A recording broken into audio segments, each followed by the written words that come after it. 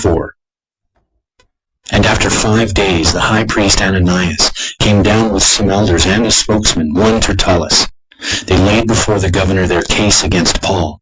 And when he had been summoned, Tertullus began to accuse him, saying, Since through you we enjoy much peace, and since by your foresight, most excellent Felix, reforms are being made for this nation, in every way and everywhere we accept this with all gratitude.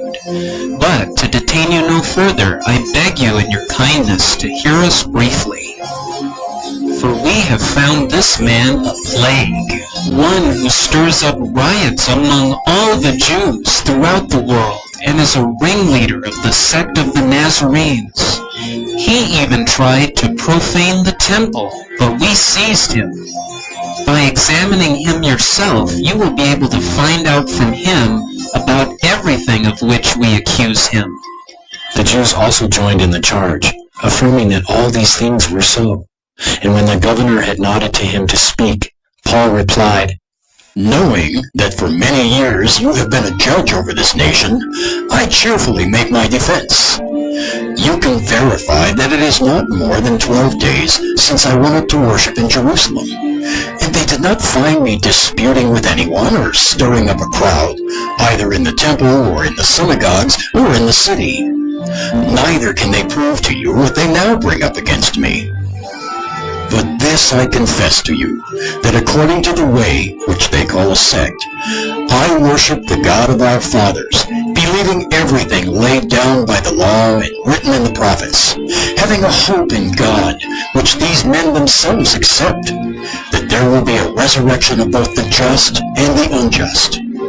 So, I always take pains to have a clear conscience toward both God and man.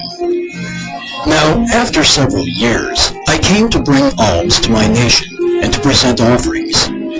While I was doing this, they found me purified in the temple without any crowd or tumult. But some Jews from Asia, they ought to be here before you and to make an accusation, should they have anything against me. Or else, let these men themselves say what wrongdoing they found when I stood before the council.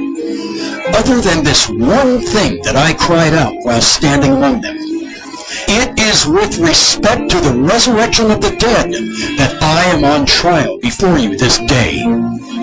But Felix, having a rather accurate knowledge of the way, put them off, saying, When Lysias the tribune comes down, I will decide your case.